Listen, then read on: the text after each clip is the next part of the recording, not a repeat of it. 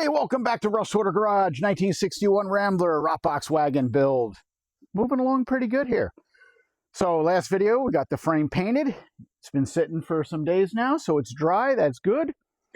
The last thing to do before I can start assembly is to put, the powertrax locker in the rear axle. So as usual, I bought this off of Marketplace, low buck as usual, because these things are getting expensive. And the rear axle I have in this is a G-body chassis, so that's a 7.5 or 7.6 ring gear. They had a couple different sizes, but this locker works for both. It's part number 1932 LR. That's very sunny right here, so get it, there it is. And like I said, I bought this used off of Marketplace for only 80 bucks. I figure for that money, I'll take the risk. There is a little bit of marks on the teeth of the hubs, so I do know it definitely was used, but hopefully everything's good. It looks like everything is here that's supposed to be here. So I haven't installed one of these in a long time. Last time I put one was in a GM 8.2 10 bolt in 65442 I had years ago. So it's been quite a while, but we should be able to get this in. They're usually not too bad, but we'll see how it goes. All right, so first thing, we'll go over the parts here. I've got a light set up here, and I'll adjust the camera, hopefully as needed, so you can get a good view of things. We've got two hub assemblies here. I'll try not to drop this. With two halves that lock together. So we've got two of those. They're not any different left to right that I can see. Put those aside.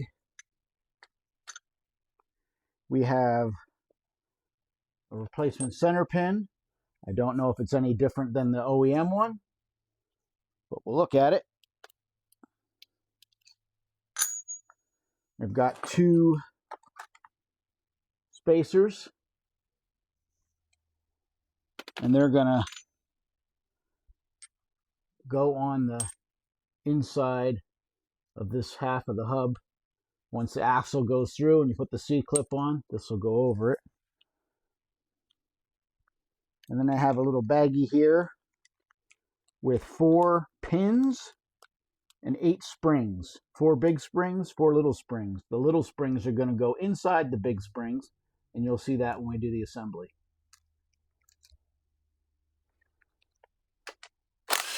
All right, we'll get the cover off here. And if you saw in the last video, I just had this cover off, just to verify the gear ratio, and that it was an open carrier and not a blown up posi carrier. And it is an open carrier.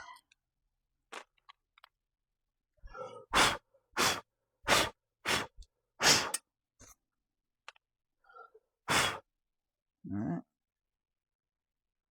Let's see.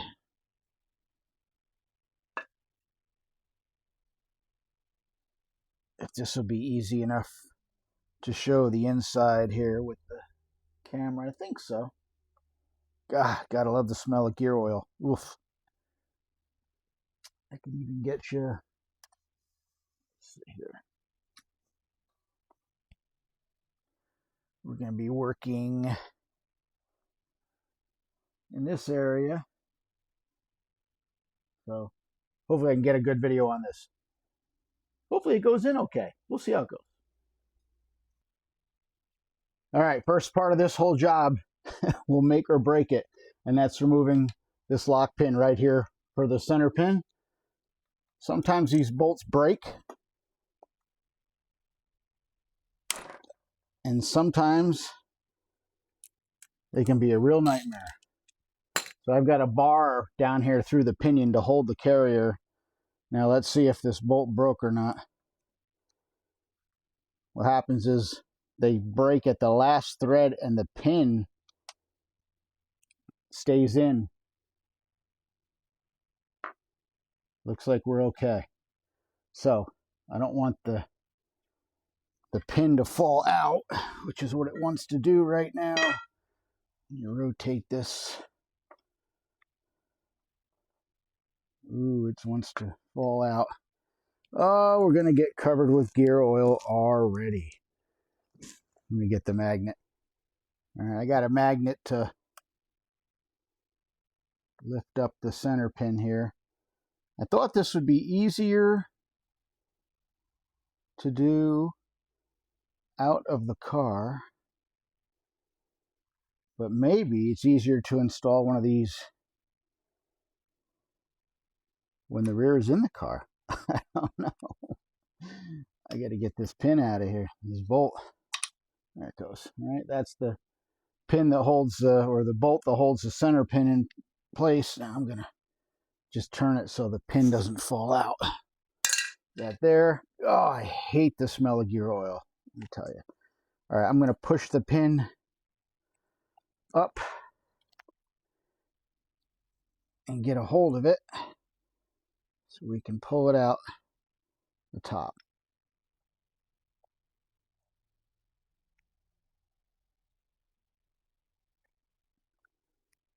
All right, there's the cross pin. Get that out of there. Let's take a quick look at it. Looks exactly the same as the replacement one, but I don't know if the machined marks are a little different, but I think they're pretty much the same. All right, with the cross pin out, I'm going to get the axles out. They're held in with C-clips. I'm going to push in the axle and grab the C-clip with the magnet. They're going to want to fall in, so you got to get the magnet on them so that they don't fall inside. Again, probably easier to do in the car, but we're going to do it here. All right, next, gonna pull the axles out about a foot each way. Reach over here and get this one. I just want them out of the spider gears. And now I got to remove all the spider gears. And if I just lift up on this one here, comes right out. And we're not going to be needing these anymore, but we are going to need the shims that are behind the side gears. Get this other spider gear to come around here.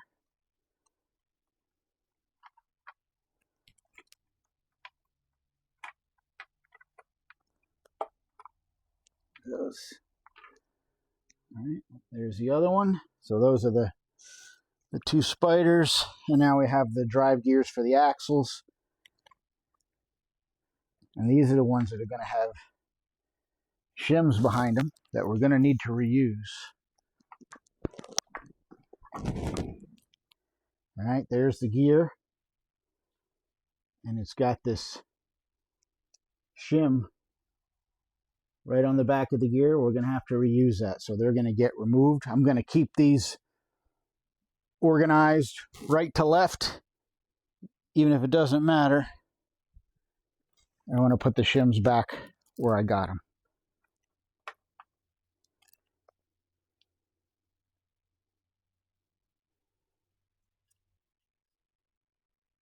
There's the shim for the driver's side. I'm going to put that onto one of the hubs. I don't think it matters which one. And the oil that's on them keeps them pretty much stuck on there. And what we're going to do now is just a quick preliminary clearance check. So I'm going to put this in the carrier. That.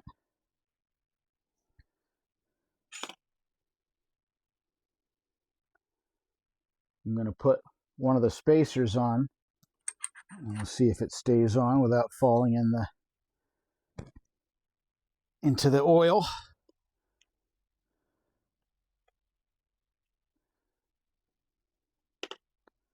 My second shim, put that on the right side.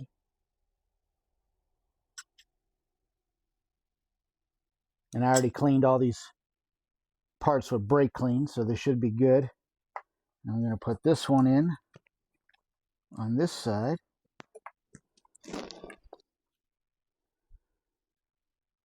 And I got my second spacer I'm going to put in here. And what I'm going to do is I'm going to put the cross pin back in and hold all this stuff in place so it doesn't fall apart. So what I'm going to do is I'm going to put the cross pin in.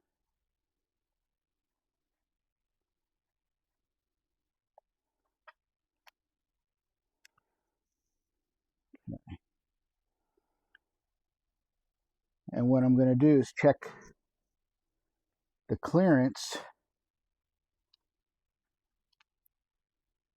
between the cross pin and the spacers, and it should be between 5 and 20 thousandths. And here's what it looks like where I'm checking clearances. I'm going between the spacer and the cross pin. It's supposed to be between 5 and 25. Sorry, between 5 and 20. 20 does not fit. 6 just fits. So we're good on clearances. All right, first thing, I'm going to hold this hub in place and bring the axle in.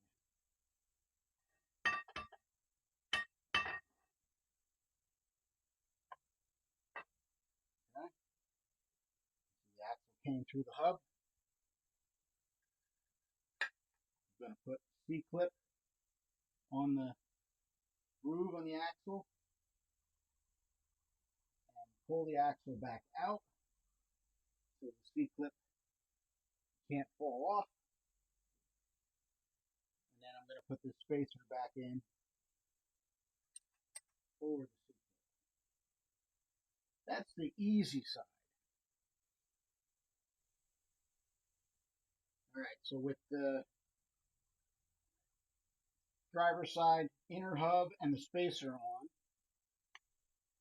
I'm going to install the other side of the hub, but I have to install 2 pins in this thing. There are 2 holes in this that have holes for the springs to go in,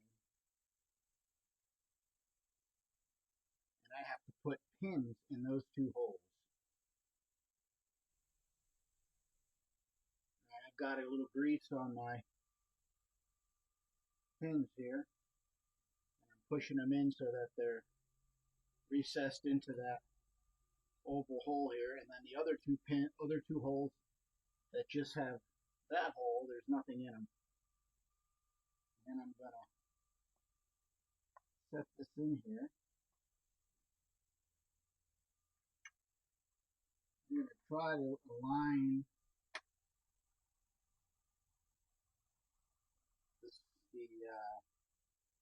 the 2 halves together so that the cross pin will go through everything when I do this, but it may or may not work out that way. Okay, so now I'm going to put this half in. Now we have enough room, barely enough room.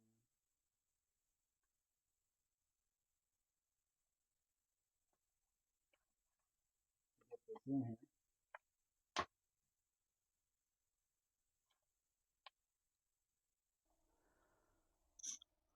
Alrighty, well,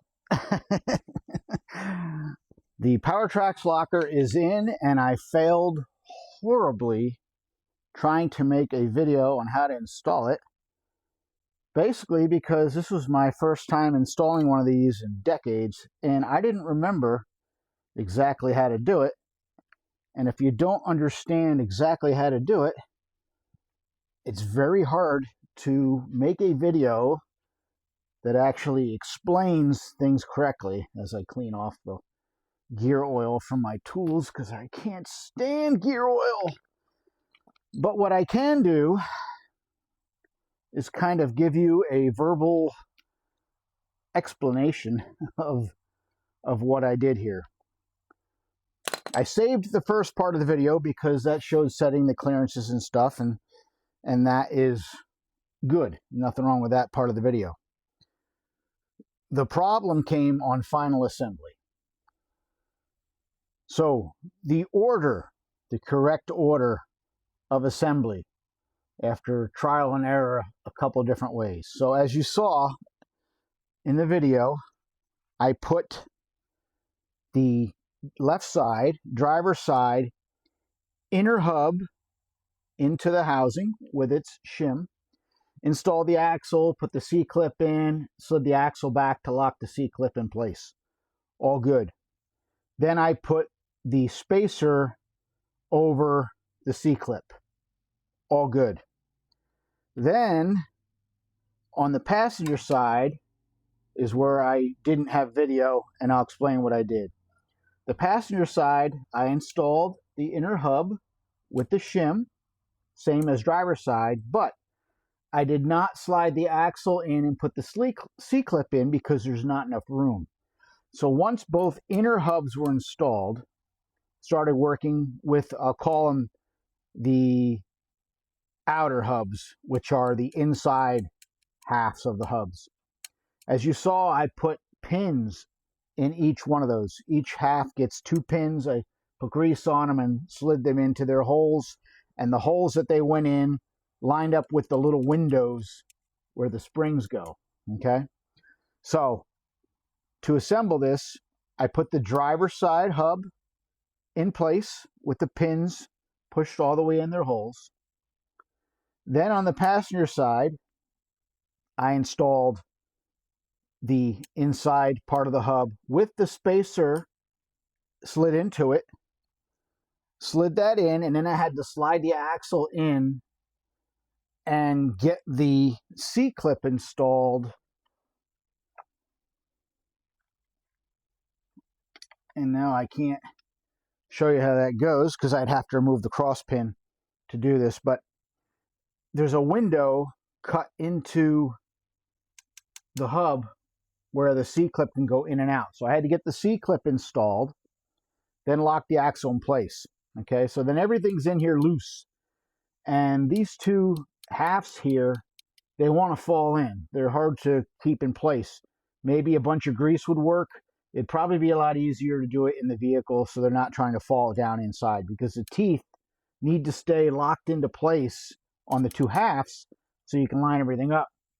Because once you have the passenger side axle locked in with the C-clip and you're dealing with these, those pins that you had slid into the halves all the way in, now they have to be pushed out so that they go from the half you installed them in into the other half. And then in that window that lines with the pins, that's where you put your springs. And the springs were, if I showed them a big spring and a little spring, and the little spring goes inside the big spring, and you have to slide them into the window and lock them in so that they push on that pin. Once that's done on all four corners, you put your locking pin back in, your cross pin, and bolt it in, and everything is back assembled again. So there was a lot of struggling on my part of getting the two inner halves with the teeth to stay into place so that I could get the pins aligned, because they just didn't want to stay. They kept falling down inside the carrier. Like I said, if this was inside in the car and things were horizontal instead of falling down vertical, it'd probably be easier to install. But I apologize that I didn't get all that on video. I didn't know if I was going to post any of it because I just could not get a good how-to video on it. But maybe that information will help you in the future, because the directions that come with these things are really not that good. So again, I apologize for that. I just failed miserably. So now I'm just going to put some RTV on this, and I already cleaned up the rear cover, and we'll glue it back on. Not much to say about this except for these two holes here. This is for grease to get to the axle bearings, for oil to get in there. So you don't want to put a ton of RTV on the inside area of those holes. When I pulled this cover off, it was a dam of RTV on the inside of these holes because they use so much, and that stops the oil from getting there and getting out to your axle bearings. So be reasonable around that area. I don't think it matters anywhere else, but I'm going to put the RTV on the outside of those holes so that the oil doesn't get blocked going out to the bearings.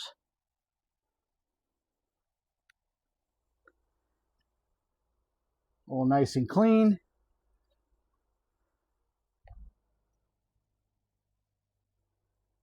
Get that on here.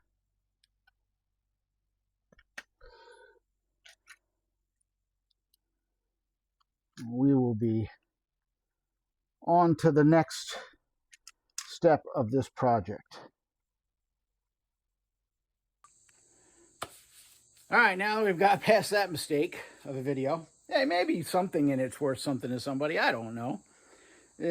Next time I do one, now that I've gone through it again and not 10 plus years ago, I could probably do a better step-by-step on it.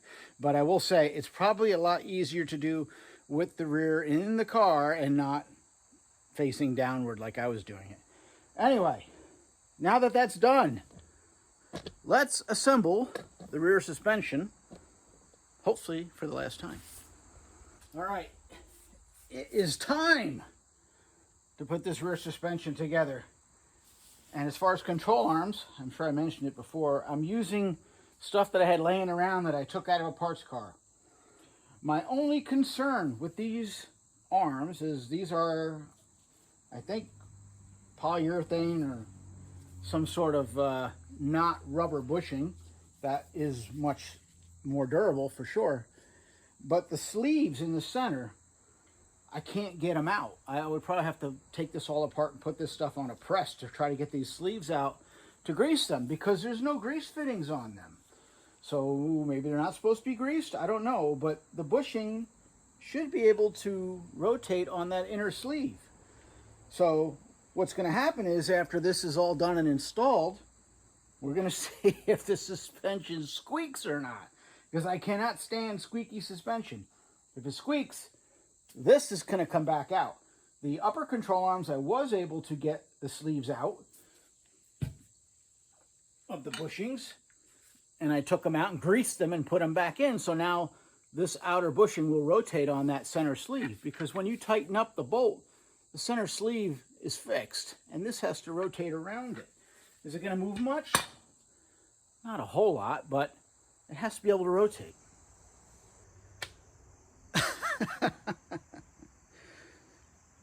You ever have one of those days? Okay, so I was going to start assembling the rear suspension, and I took the lower control arms and the rear sway bar and went to install it in the rear, and it wasn't even close, like 3/4 of an inch too wide. I'm like, is there all crap on me from this stuff? Probably. So, like, that's weird. I measured the rear, and I actually looked in my stash, and I found the rear axle that was attached to these control arms in a G-body, because it had the matching control arm bushings from this set. And I can't tell, is it just all dirt in here? Man, I'm a mess.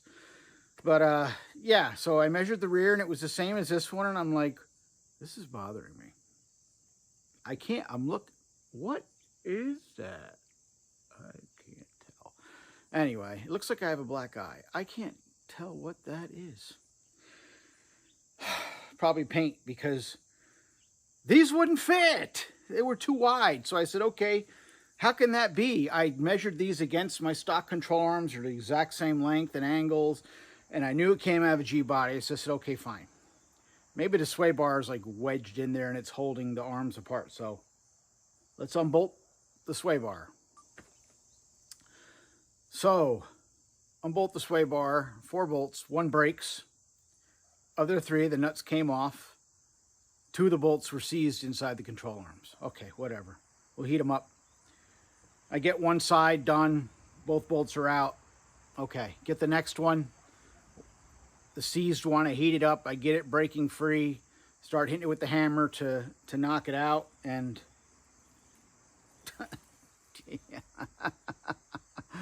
that's no good. That's junk. That's junk.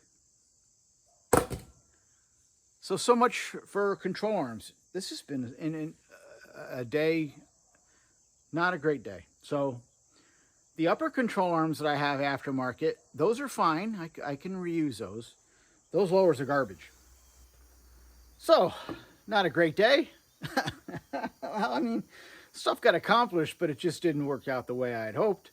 The powertrax is in, but I really didn't get a good detailed video for you guys on that, on installation. Hopefully it helps a little, but you're going to have to just get through it, I guess, or find another video that's better than this one, which won't be hard to do. So what am I going to do here now? So the lower control arms are junk. I don't want to put just, stock ones back in without a sway bar because I want to put a rear sway bar on this thing. Just, it should handle good. It's going to be low and it should handle. So I like to put a rear sway bar on it.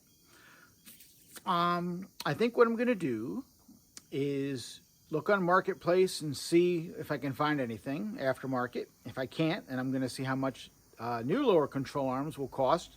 Will probably have to come with a sway bar. And if that doesn't work out, swap meets are coming up in a couple weeks. So I may just put stock arms on for now just to get the suspension assembled and get this thing rolling, because I need to get the bottom of the car finished up so we can get back on that. I need to get this chassis completed. I can always swap out those lower control arms later. So I think that's what we'll do. Let me go do some digging, see what's available. And if I can't find anything, we'll start fresh in the morning. And we're just going to put stock lowers on for now. And we can always come back to it. All right, it is a new day. This chassis has to be rolling by end of day today. It's a must-have done.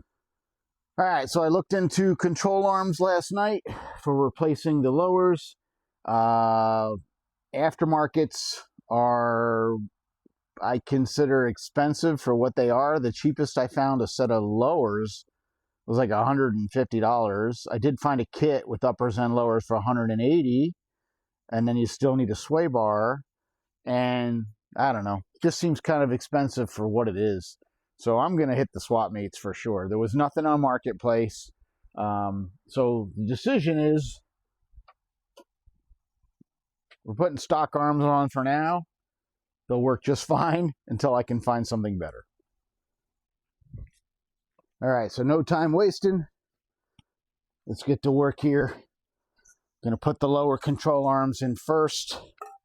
Plenty of anti-seize on the bolts so they don't seize up in the bushings and the sleeves. And then when it comes time to take these back apart, there'll be no big deal at all.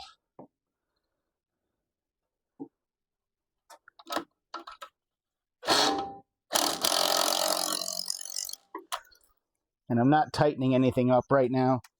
I'm just putting the bolts in enough to snug up. This one actually might have gone too far. Nah, it turns.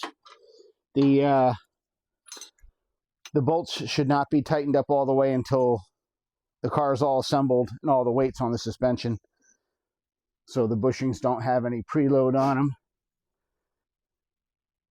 Okay, lower control arms are in. I'm going to try these aftermarket uppers, which from everything I've looked at, looks like they should fit. It looks like it's going to work. Let's see what happens here. Some anti-seize on this guy. Get it lined up. So far, so good.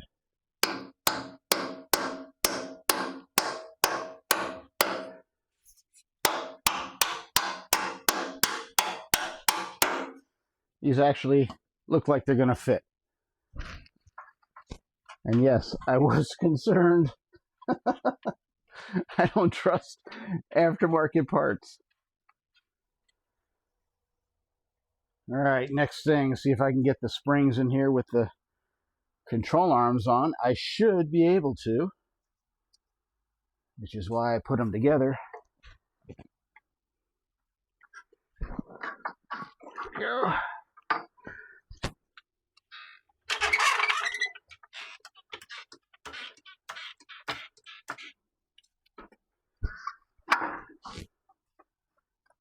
Okay. They're seated in there good. All right, next will be shock absorbers. All right, for rear shocks, we got brand new KYB, most expensive ones I could find. Nope. They're the best deal I could find on Rock Auto. And they even come with a new mount that I don't need, but I will use in the future. And you know they're good because they've got a strap on them. Because that means they're going to come apart. Look at that. They're still even charged. Nice. All right. Get these installed. And that may be it for the rear suspension. And these are actually fitting just like they should. For once, something is working. All right, that is it. Went together just like it's supposed to. What an idea that is. All right, throw the temporary wheels back on and move to the front suspension. And hopefully that goes as smooth as this did, but I'm not going to jinx myself. It's been an interesting couple days. All right, back suspension is done. And another option I've been thinking about for those lower control arms, if I can't find anything, and maybe I can find a sway bar, we'll reinforce those, or I will, reinforce those lower control arms and turn them into boxed control arms with a rear sway bar. So we're getting one way or the other. I still got to fit that other sway bar up that seemed too wide and see why it was too wide, or if it actually will fit. We'll see.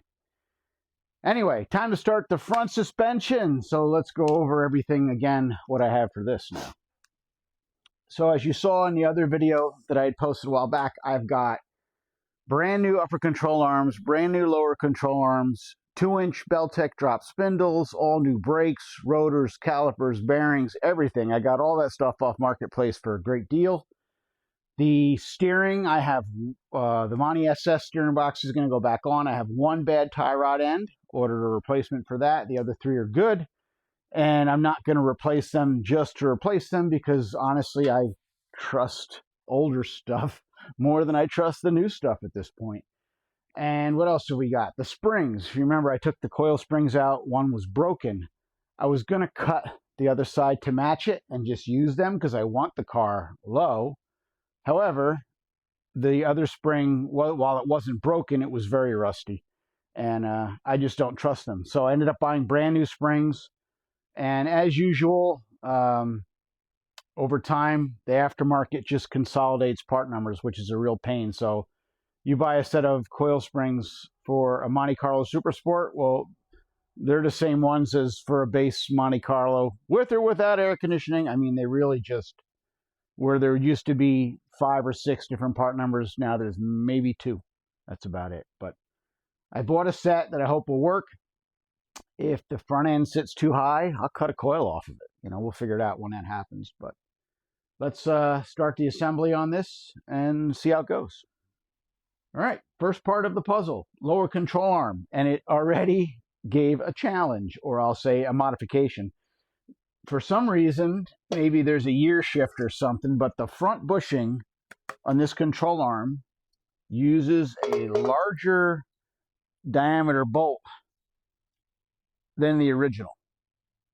So other than that, the control arm's the same, but for some reason they went to a larger size bushing in the front. So I had to drill out my front mounting bolt area on the frame to get that, to let this bolt go in. I don't know if it's something that was just later, because I mean, this is a pretty early frame. It's a 79 frame, so it's only the second year. I don't know what year they might have changed, but Andy sees to get on everything.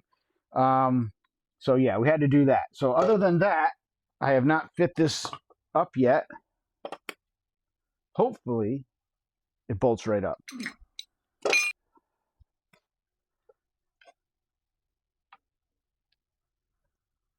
And yes, amazingly, ooh, don't fall off the stands. As I say, the fit looks tight but right. It's snug, but with a little persuasion, we'll get it installed. All right, lower control arm is bolted in. The bolts are not cranked down. They're not tight. They're just enough that they're in there, but the bushings can move, because I don't want anything tight until this is all together and all the weight's on it, and then we come back and crank everything down. Now this is the only part of the whole deal here where things can get dicey.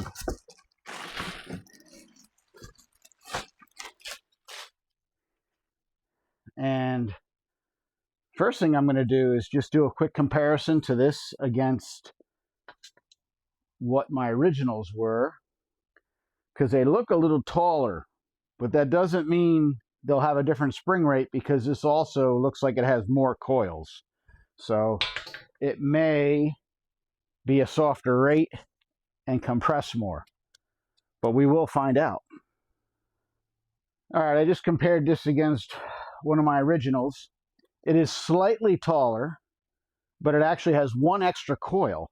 So, like I said, the height may not be a big deal. The spring rate may be the same. Of course, it is a brand new spring. It's not going to probably come down as much as my originals would. If that's a problem, like I said, I'll come back in here and cut a half a coil or whatever I need to do.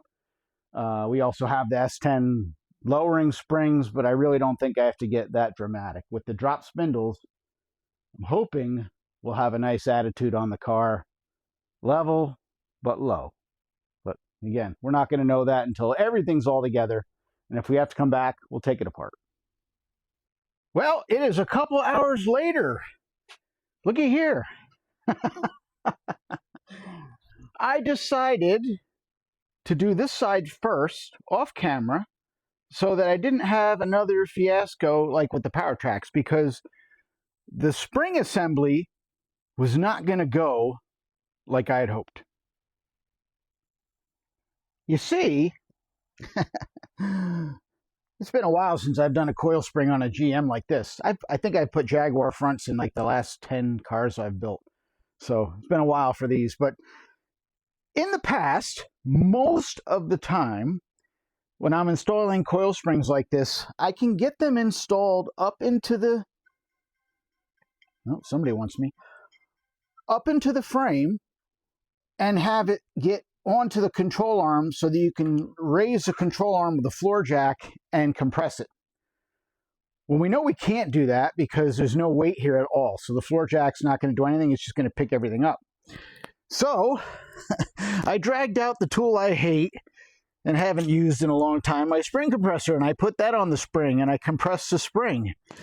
Well, you have to compress the snot out of the spring, and it just isn't easy to do and then get that tool back out of there. So I've come up with a much, I'll say, easier way.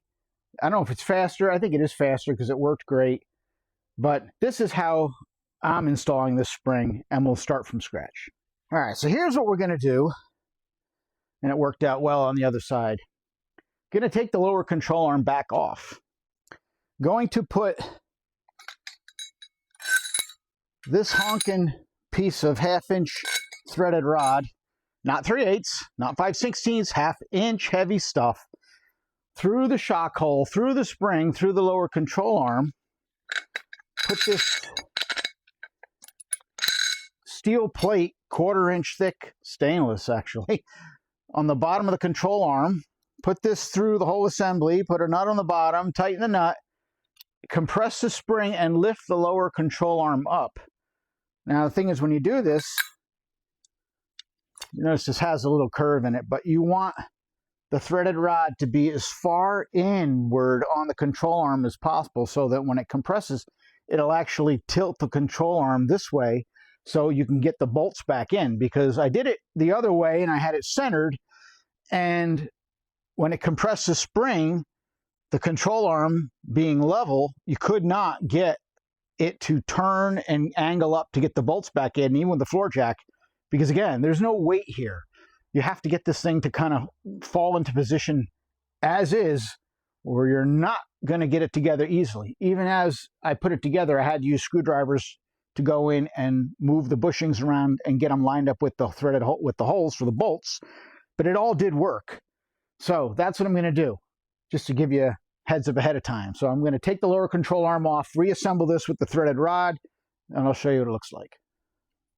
And also, when I forgot to mention this, when you buy new coil springs, one end usually has like a spray paint mark on it.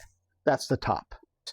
When you install this, you need the spring clocked correctly. So this bottom end of the spring here, the end of the coil, is going to go into the control arm right here where these two holes are. That's the lowest point. This circular area here dives down, and that's the low point. So I want the end of my coil spring here sitting right here when I assemble this. All right, I got my threaded rod here, and the reason I emphasize that it's 1/2 inch is because you don't want to use light material that the threads could strip out on the nuts while you're doing this, because if this thing lets loose, you could get hurt. And I'm not telling you to do it this way. This is just the way I'm doing it. So, disclaimer, I'm not responsible for what you do. So, anyway, I'm going to take my spring. I'm going to line up the bottom, which is not the side with the spray paint mark, although it's hard to tell because I have anti-seize on everything now because it just gets everywhere. I'm going to take my pigtail and line it up in my control arm there. And we're going to put this whole thing together. Now, this is a rubber insulator that was up in the top there, and I'm going to have to fish that back together. But first, I'm just going to put everything together loose. So I'll have to do this like this and lift this whole thing up.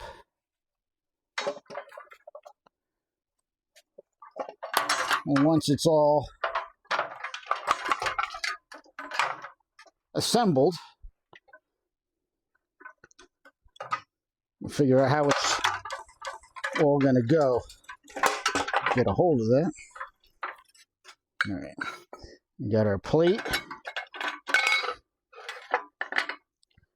And a plate, a little smaller plate.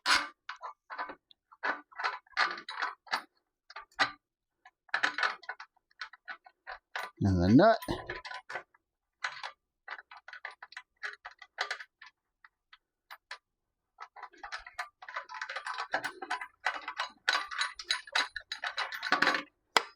All right.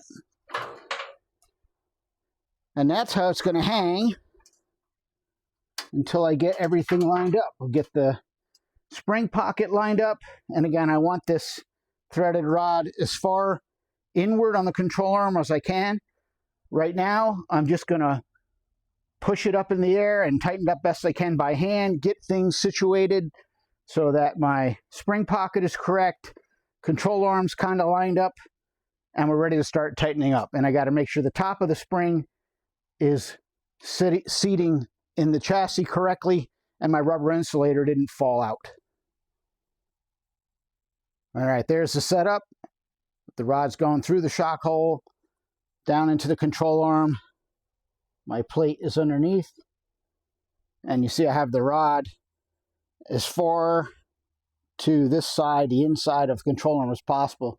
So when it compresses the spring, hopefully the inside of the control arm will curl up and line itself up with the mounts up in the chassis. So I'm going to start cranking down on the nut underneath, and we'll see how it works out.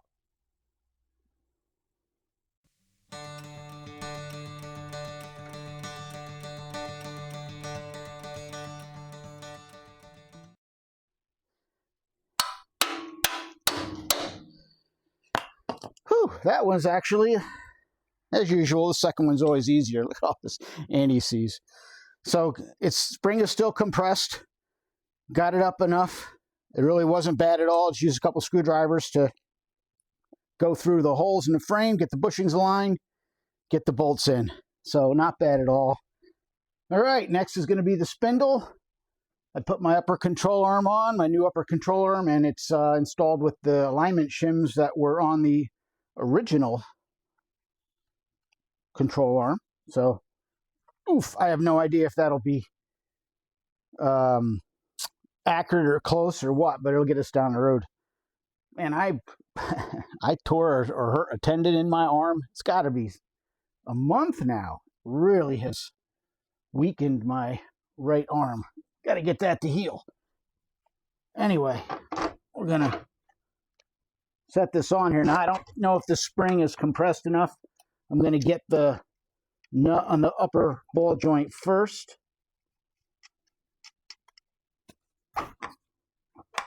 So that's hanging like that. Now